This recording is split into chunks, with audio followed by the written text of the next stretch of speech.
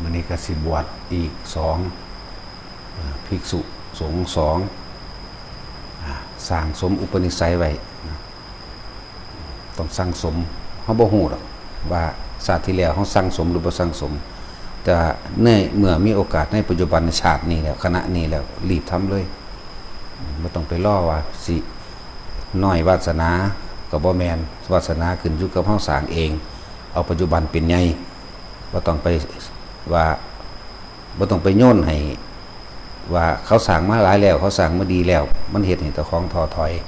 ฉะนั้นต้องสร้างเองปัจจุบันนี้ทำได้เสมอกันเบิดนั่นแหละเป็นการบวชนี่เป็นของยา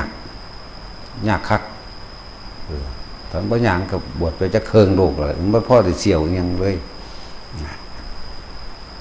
ทีนี้เอาอัน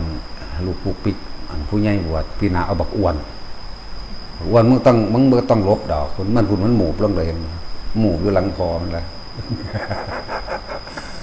พี่นี่เอาผู้ใหญ่พี่นาเอาผู้น้อยเพิ่นมันหมูไปเลยเห็นบ่ว่าปาดลากเขาลงขาสัตว์มันลี่ล่ะสั่งสมอุปนิสัยตัวหาบ่สั่งสมตอนนี้เฮาไปสั่งสมตอนใดมันบ่แค่ว่าสั่งสมเด้บ่แน่จักอย่างเด้อีหยังก็ดีบางคนเพิ่นบวชหน้าไฟแต่ว่าไปนั่งภาวนาแบบได้ทำก็มีเด้สั่นแหละยังก็บ่แน่ดอกเฮาบ่ฮู้ว่าเฮาเคยบำเพ็ญมาแบบใดพวกอันว่าสิบวชซี่นั่นน่ะหรือสิรออาจารย์นนท์ถ้ารอก็รอถ้าบ่รอก็เอาเลยแล้วแต่เด้อรอก็รอบ่รอก็เอาโลดบวชแล้วก็จังไปอยู่น้ำเพิ่นก็ได้ตัวว่าสิให้หมู่ภิกษุสงฆ์เฮาไปจำพรรษาอยู่พุ่นก็อยู่จัก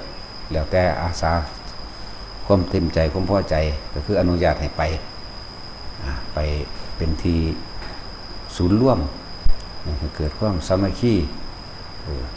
คือยังอาจารย์นนท์ครับบ่ได้นั่นดอกก็คือก็เหมือนกับคนวัดตาดเข่งนั่นแหละมันอยู่ไสกะสังแต่มันก็เหมือนกับคนวัดตาดเข่งเป็นพระตาดเข่งเป็นรูปหลวงพ่อคือเก่านั่นแหละหุ่มเอากันตัวไปเป็นศูนย์ร่วมอยู่พุ่นเพื่อสิเป็นหลักใหญ่อยู่พุ่นนะอย่างน้อยก็ให้ได้จัก10นะเว้ยสั่งเผยแผ่ออกไปให้ไปเป็นที่พึ่งหรือให้ไปเป็นตัวอย่างทางพุ่นโคราชอย่างอำเภอใดโชคชัยวัดป่าหกใหญ่มีอาจารย์นนท์เป็นประธานสงฆ์อยู่หั่นเป็นวันจังว่าอนุญาตให้ไปถ้าบ่อนุญาตจะไปเด้พวกได้บืนไปมึงบ่ได้มาหรอกบ่เอาอนุญาตให้ไปก็คือไปบ่งั้นฝืนเฮ็ดตามใจกิเลสใจตามความคิดเห็นเจ้าของต้องเบิ่งภายวินัยนำภายวินัยอนุญาตไปแบบใดมันก็ขึ้นอยู่กับพระเถระหรือผู้เป็นอาจารย์นั่นแหละเป็นผู้สิให้ไปหรือบ่ให้ไปคือจังเขามาคือว่าอยากไปหันอยากไปนี่จังซี่ตัดสินใจไปแล้วคือมาบอกว่าผมสิไปอยู่หันเด้นี่ความหมายเฮาบ่ถามเฮาคือบ่ถามคือบ่ปรึกษาคือสรุปมาเลยว่าผมสิไปหันผมสิไปนี่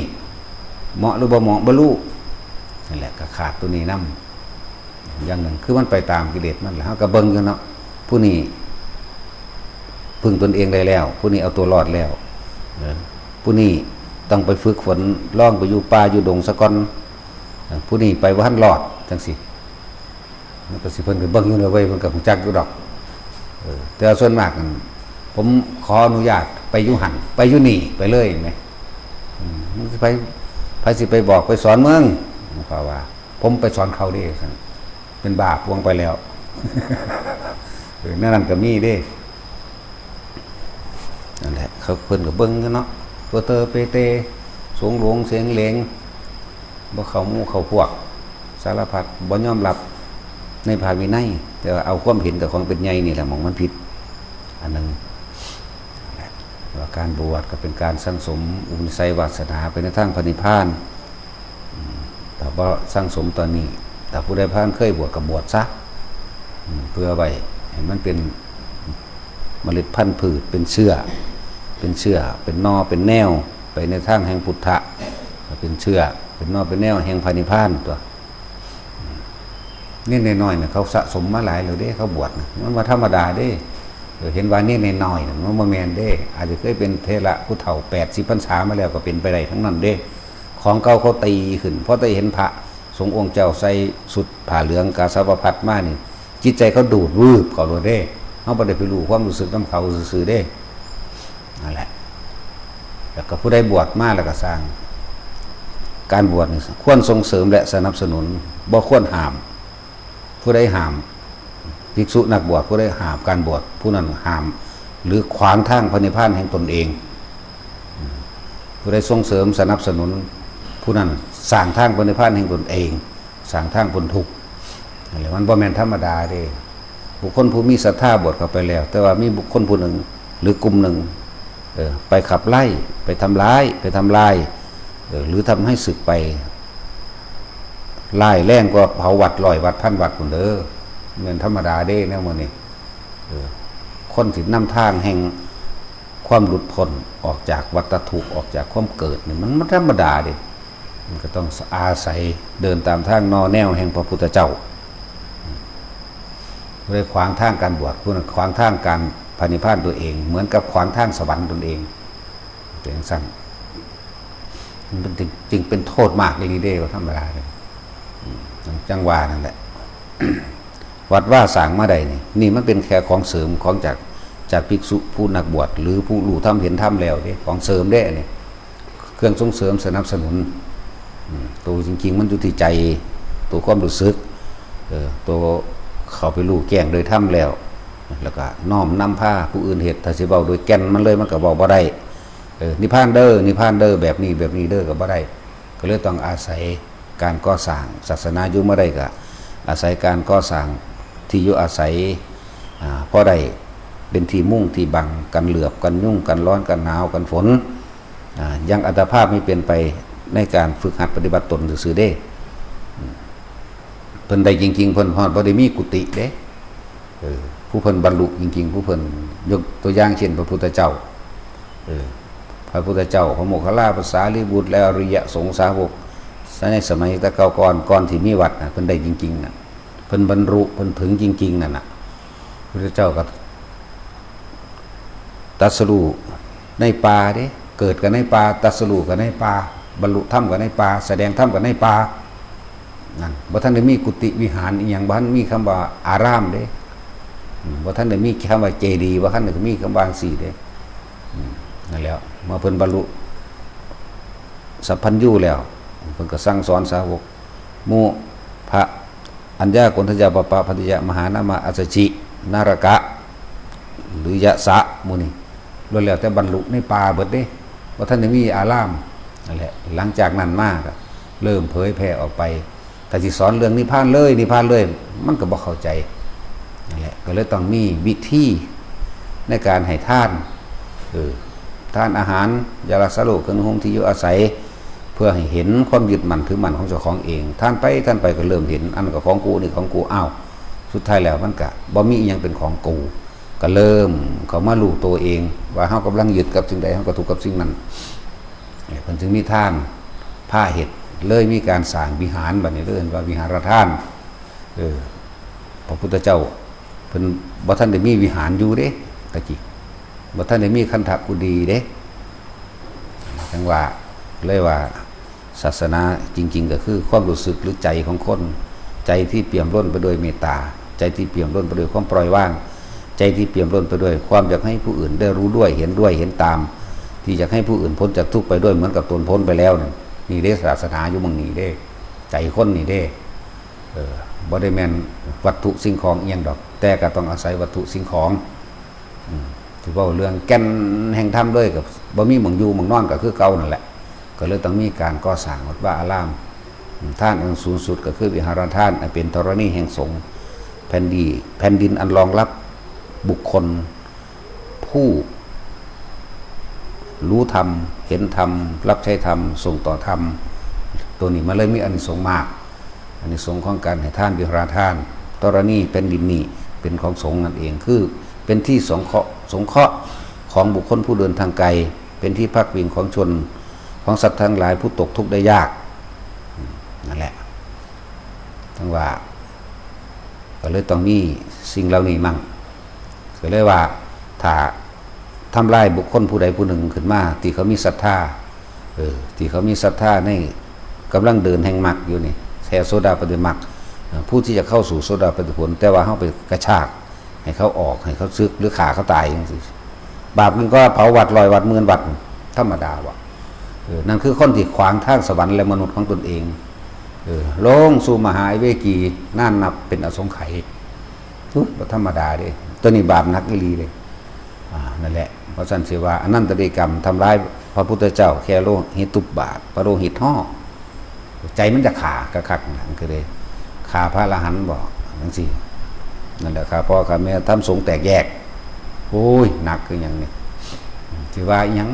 ตั้งแต่ญาติพระเจ้าพิมพิสารในสมัยพระพุทธเจ้ากะกุสันโธเนาะตามตำราเพิ่นบันทึกที่จริงมันบ่แม่นแต่สมัยพระพุทธเจ้าวิปัสสีพุ่นพระวิปัสสีสัมมาสัมพุทธะญาติพระเจ้าพิมพิสารพระเจ้าพิมพิสารในสมัยนั้นก็เป็นเสนาบดีใหญ่เป็นอมาตย์ใหญ่พระเจ้าฟ้ามหากษัตริย์องค์นั้นมอบหน้าที่ให้คุ้มโรงครัวเพื่อสิถวายภัตตาหารแด่หมู่ภิกษุสงฆ์มีพระพุทธเจ้าเป็นประธานมีสงฆ์200,000เป็นบริวารแล้วก็การให้ท่าน3 เดือนคุณบัดนี้พวกแม่ขั้วโล่งขั้วหรือญาติหรือยังก็แล้วแต่เยอะแยะมากมายเอาของสงฆ์ไปกินโดยเพิ่นตั้งใจไว้แล้วว่านี่ทำให้ถวายสงฆ์เสียก่อนเมื่อเหลือจากสงฆ์แล้วเป็นเศษเป็นเด่นจากสงฆ์แล้วจึงค่อยเอารับประทานเมื่อภายหลังก็บ่ผิด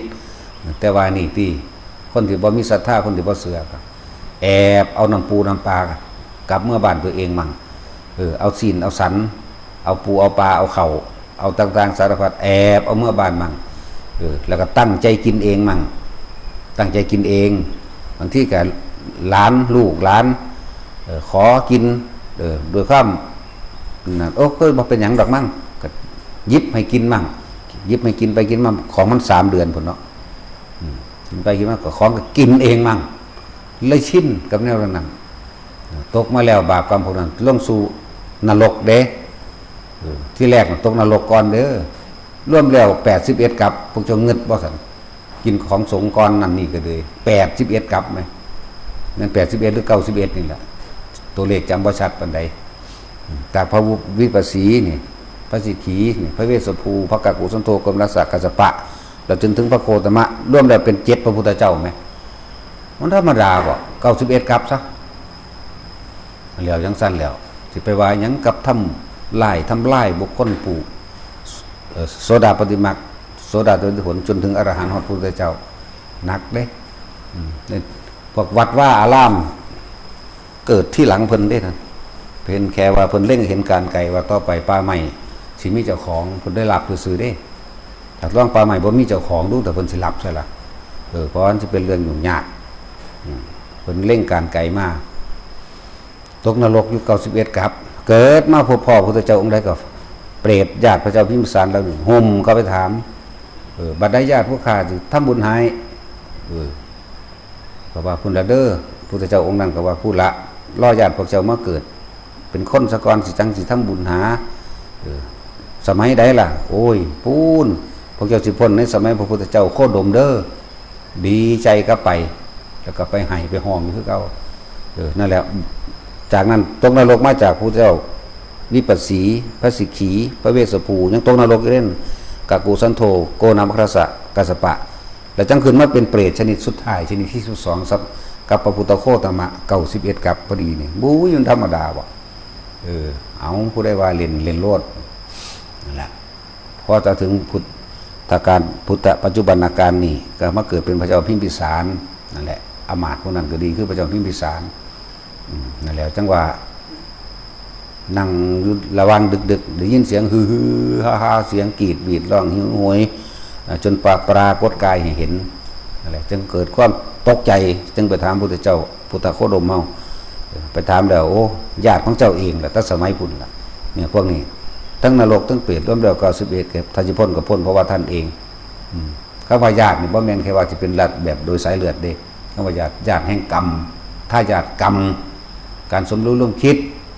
หรือเฮามอบหน้าที่ให้เขาไปเฮ็ดแต่ว่าเขาบ่เฮ็ดตามที่เฮาสั่งเป็นจังซั่นขนาดเอาของจังซี่ไปก็ยังบ่แห้งแล้วสิไปว่าหยังกับอันนั้นเนาะสิว่าหยังก็ไปไล่พระสิไปว่าหยังก็ไปขวางทางการบวชเนาะพวกขวางทางการบวชก็คือขวางทางสวรรค์นิพพานและมนุษย์ของเจ้าของเองของทางมนุษย์สวรรค์และนิพพานเนี่ยของเองนี่เปิดทางมหาเวกีให้เจ้าของพวกและสอนมันบ่ได้ก็ให้นรกสอนพวกสารเลวพันนั้น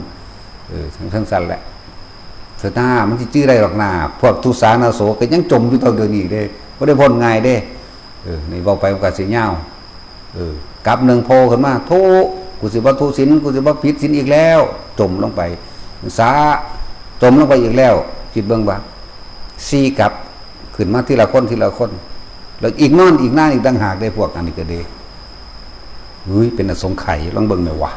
นั่นแหละพอ